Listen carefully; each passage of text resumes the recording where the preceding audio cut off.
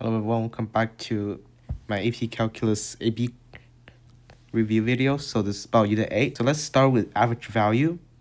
So say that you have a function f of x that look like this, and you got a rectangle, and it has a height h. It starts from x equal to a to x equal to b. That the area of this rectangle is equal to the integral from a to b of f of x dx. We know the area is equal to base times h, base times height,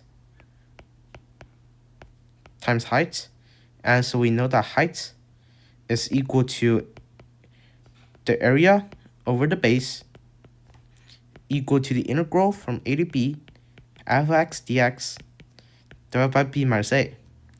And that is where this equation comes from, that the average value of a function that is continuous over closed interval ab is 1 over b minus a times integral a to b f of x dx.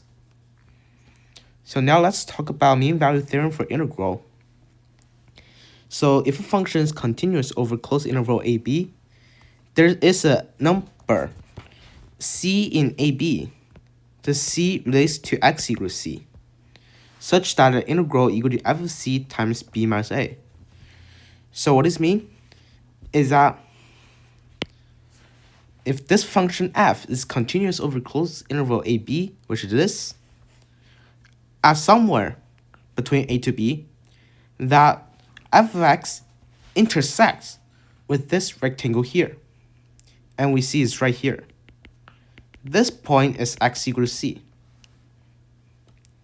and f of c is essentially the height of this rectangle, and b minus a is the base length of this rectangle. And we know the area of this rectangle is already given, that is equal to the integral of f of x dx from a to b. So now let's talk about linear motion. The final position is equal to the integral of velocity respect to time from initial time to final time plus the position of the initial time. So where does it come from? Well, we know that derivative of the position function with respect to time equal to the velocity function. And through this, we know that the integral of velocity with respect to time from initial time to final time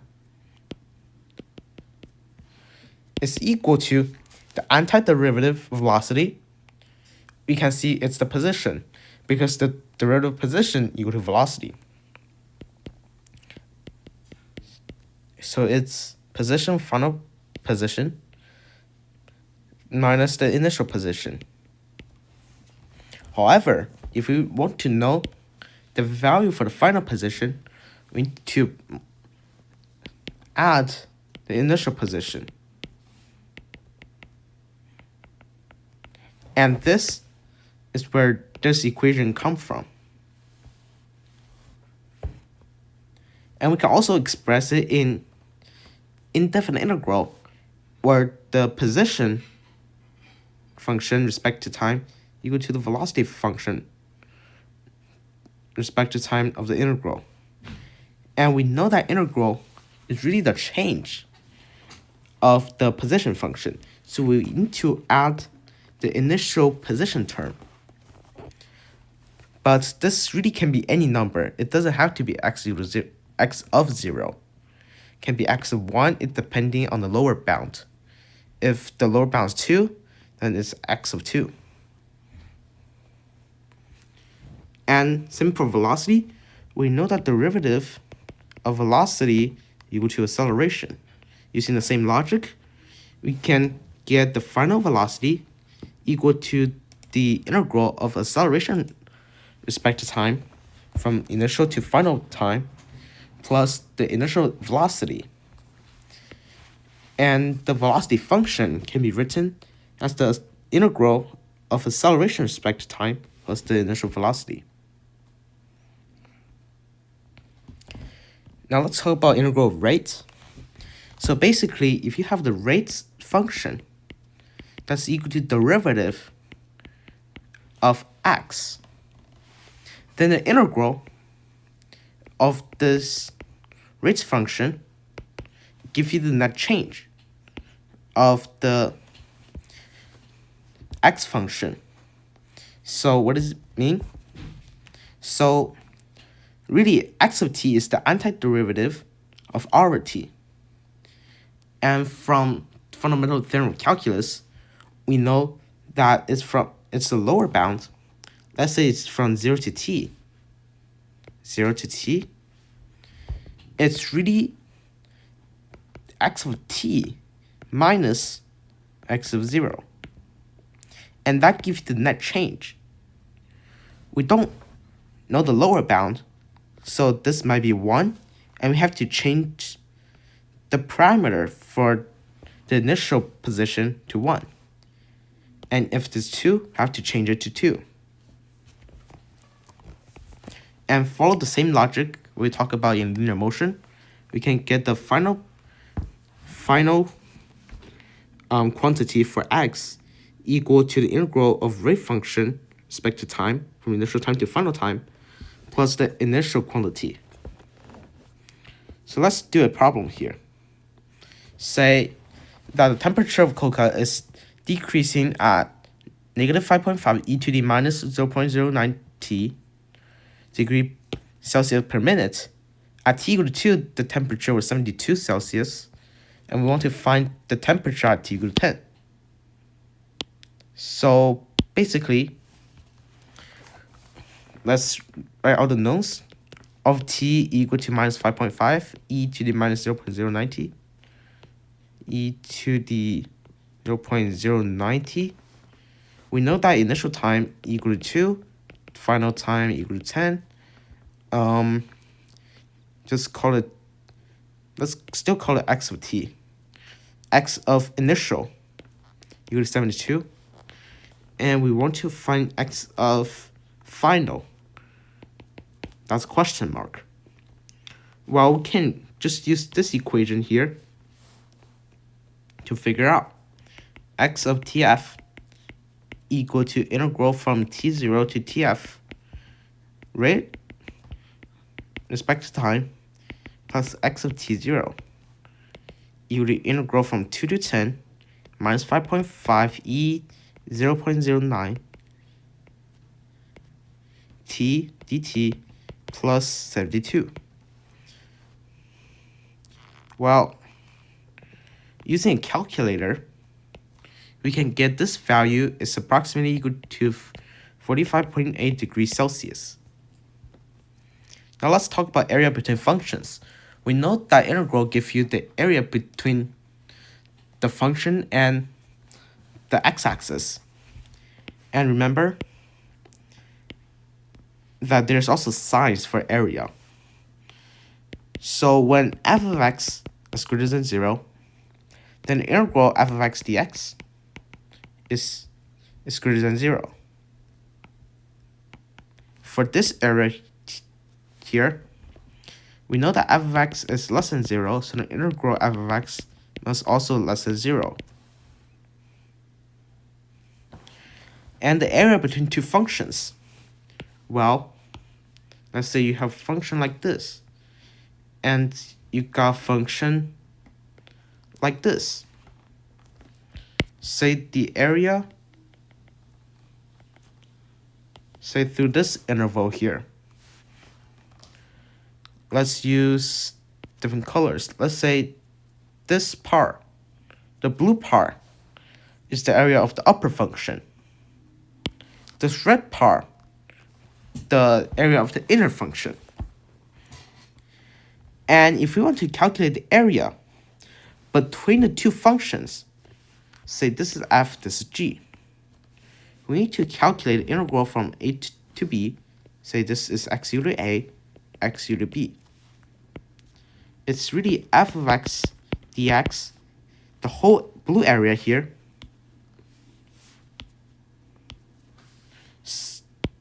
subtract by the area from A to B of g of x dx, which is the red area here.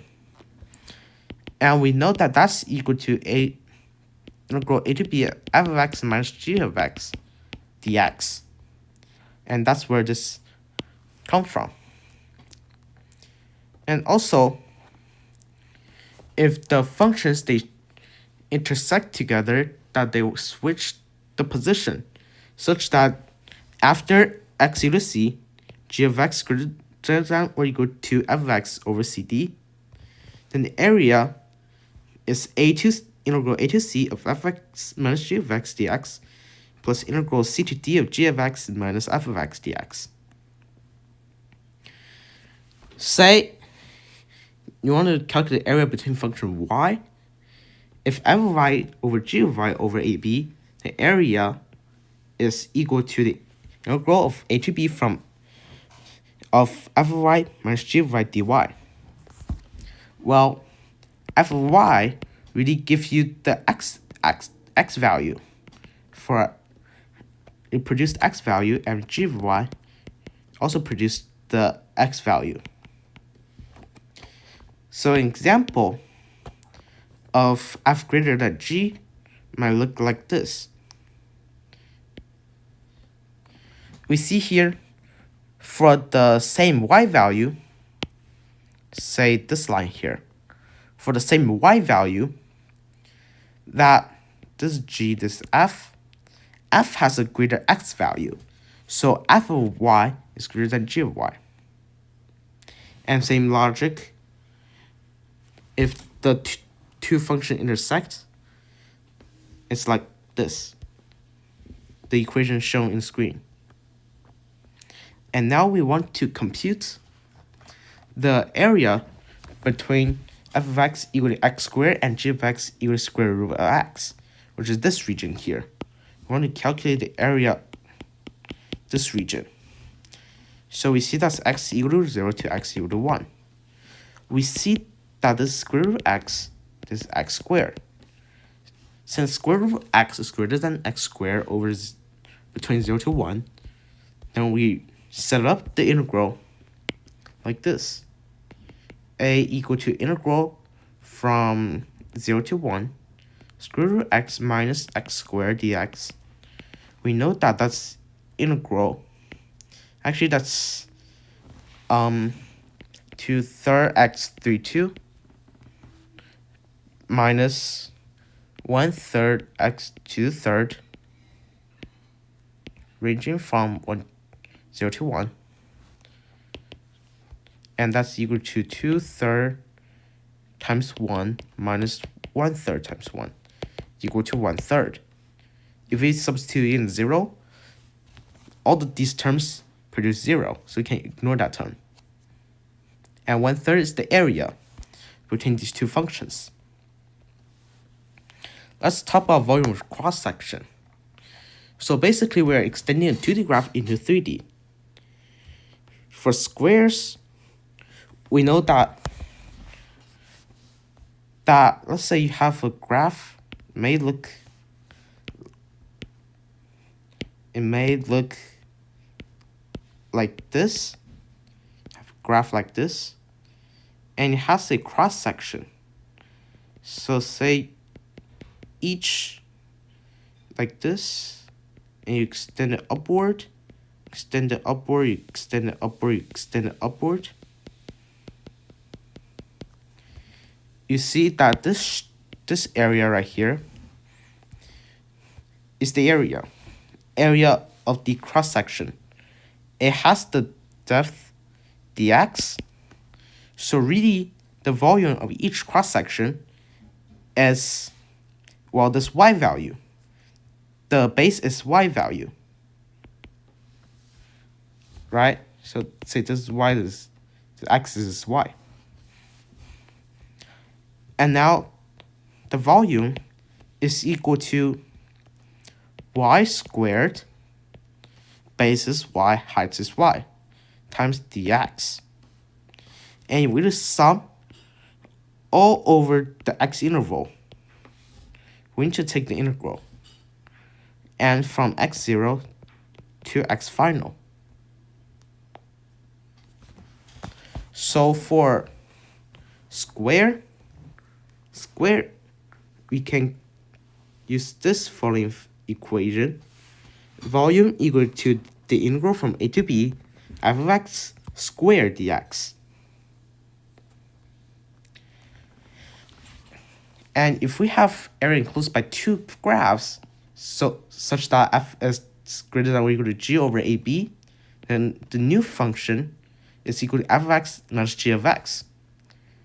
And we can substitute in the new f into f we cover with these equations.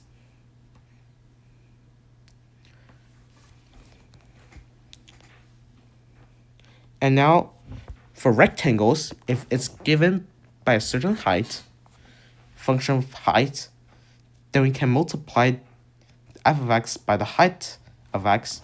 So these two terms give you the area. This gives you the depth. And these three terms give you the volume. Of each small increment dx, the integral sums them. And sometimes the question may ask you for each y value, or the cross-section perpendicular to the y-axis, which means that you have to integrate respect to y. If it says for each x value, or perpendicular to x-axis, then we need to integrate respect to x. And if it's originally given by f of x, you have to convert it to f of y first. And the volume is integral from a to b of f of y squared, or it's integral a to b of f of y times the height of y. Let's talk about triangle and semicircles for cross-section. So it's basically the same. And each area, the cross-sectional area, say this has the base of y. It has the radius equal to y over 2. That we note that area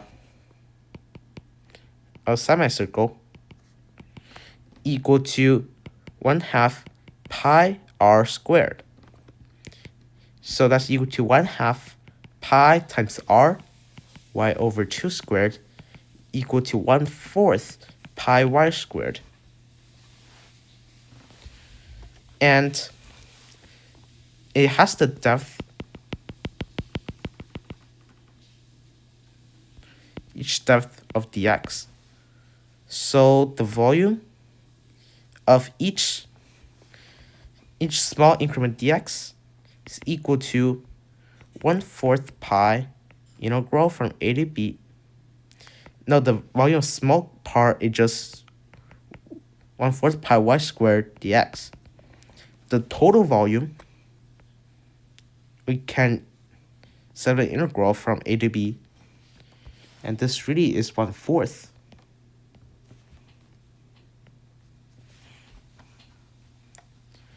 So we get our equation of semicircle v equal to 1/4 integral a to b of f of x squared dx. The question will also ask you to find the volume that cross-section is a triangle. It could be either equilateral triangle or isosceles triangle.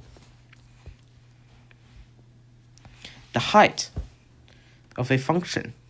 The height is f of x. Say that it's equilateral. Angle 60. Height. Say that this base is f. Height is equal to, well, we know since it's equilateral, this side, the hypotenuse, is also f. So h equal to f of sine 60 equal to √3 over 2f. Right? The base is equal to 1/2 f. No, base is f. Base is f. So we get the area equal to 1/2 base times height equal to 1/2 f times square root 3 over 2f equal to square root 3 over 4f squared. And given by this equation here, volume is equal to square root 3 over 4 times the integral from a to b f of x squared dx. Same for isosceles, do the same process. You can get that the volume equal to square root 2 over 4 times the integral from a to b f of x squared dx. Let's look at an example. Say that the base is covered by x squared equal to ay and y equal to 4. Calculate the volume cross-section is perpendicular to y-axis in our semicircles. So basically, you see perpendicular to y-axis, meaning that you need to take integral with respect to y. So what it means is that each base, it looks like this. Okay? This is the base. And let's isolate x. So x equal to plus or minus square root ay. What does plus or minus mean? Well, this region to this region is the positive ay.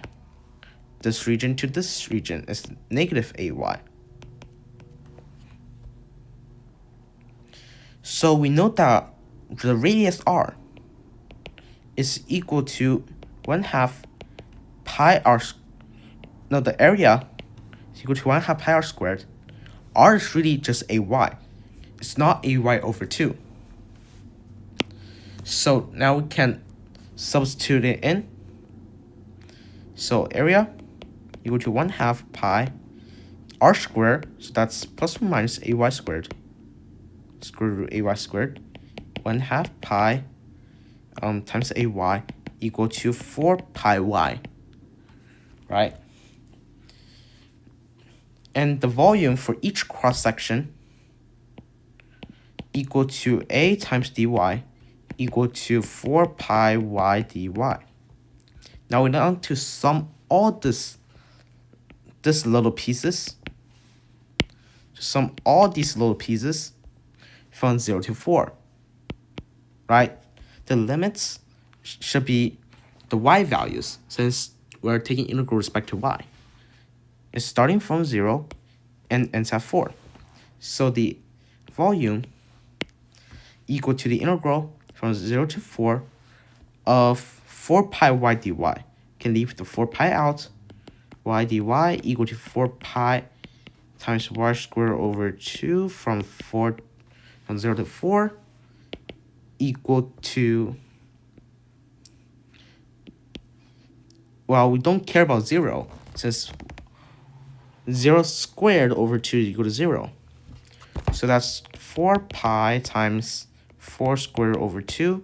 You 4 pi times a equal to 32 pi. And that is the volume.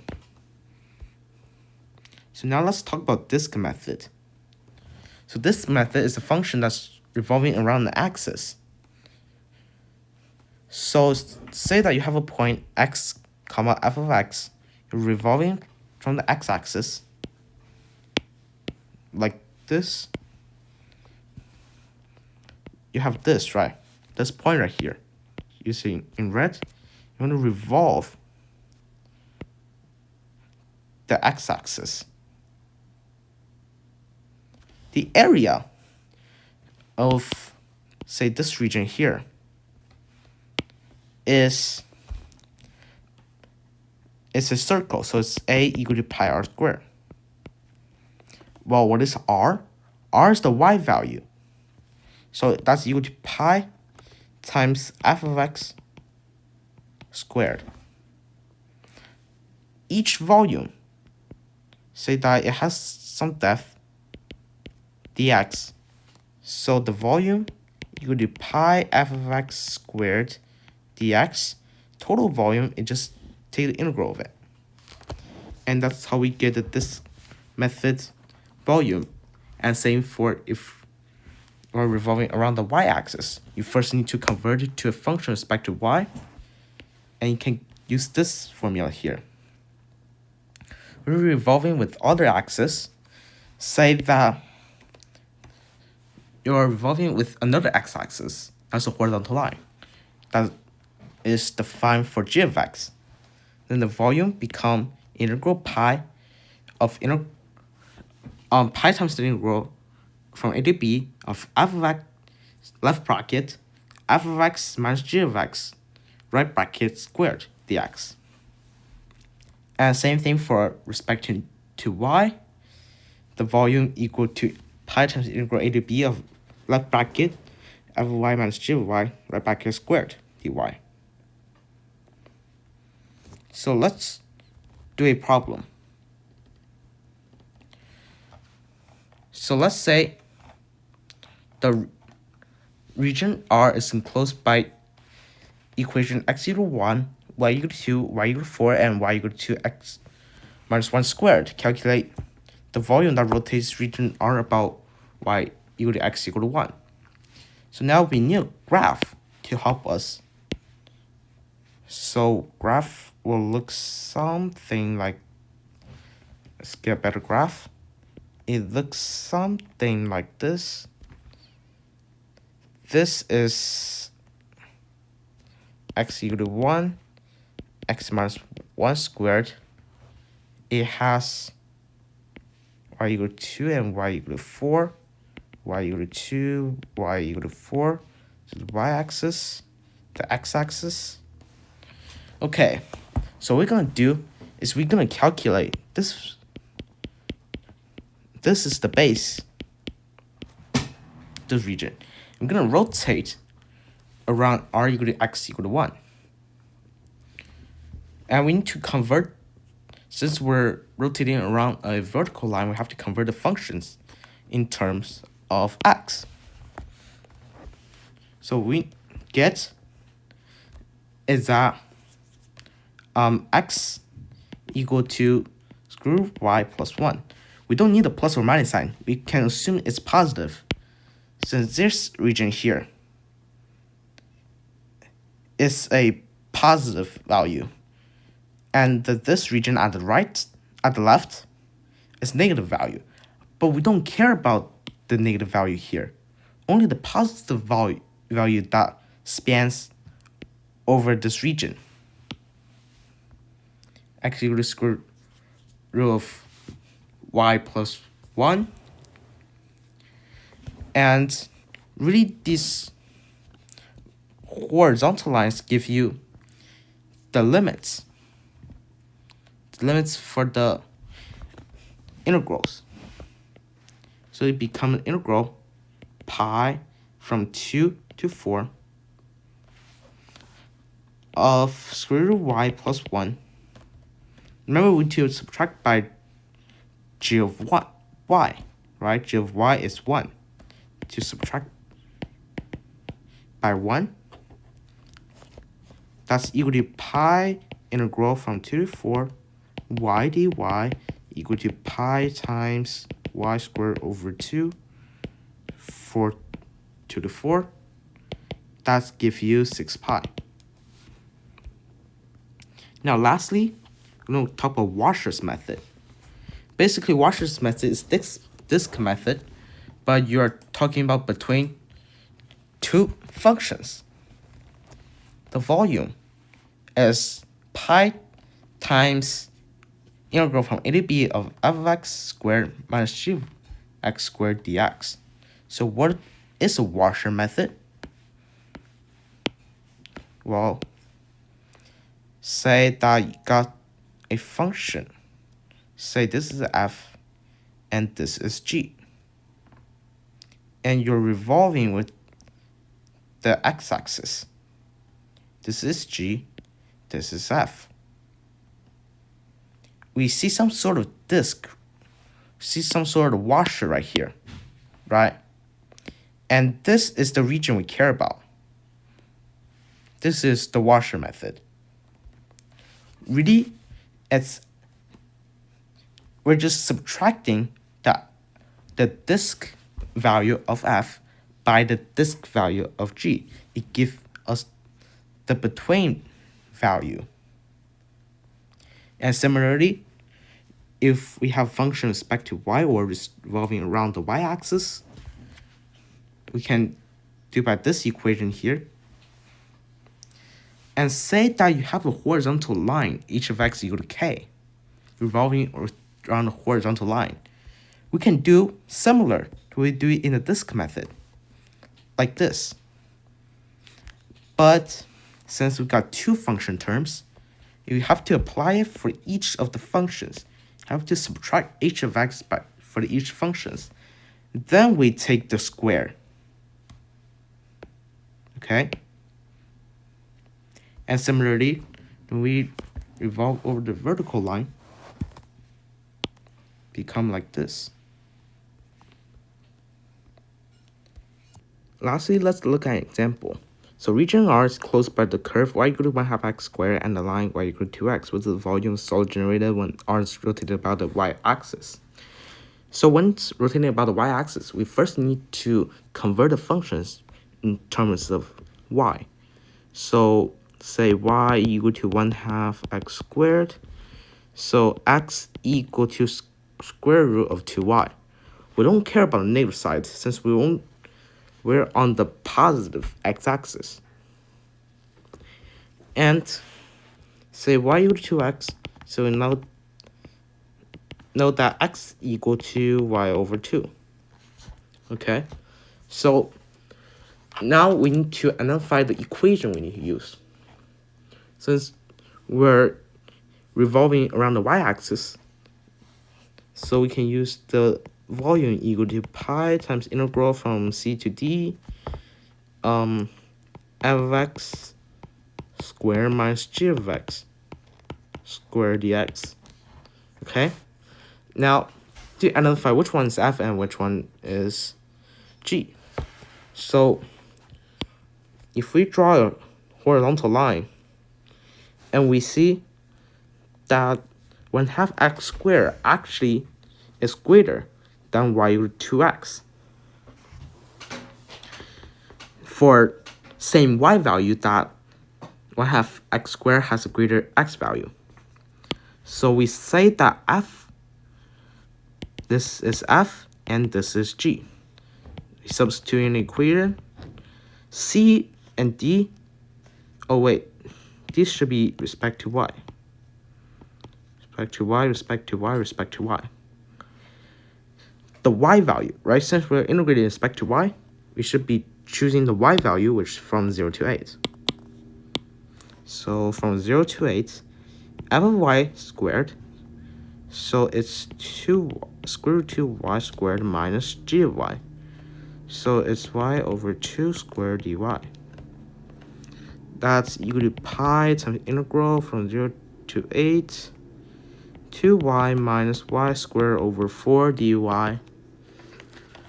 And now that's equal to pi times y squared minus y3 over 12, ranging from a to 0, equal to pi times 64 minus 64 times 8, 32, 48, so that's 512. That's 512 over 12. And that's 64 over 3 pi. And that is the volume for when we deal with the washer method. Thank you for watching my video, and I'll see you next time.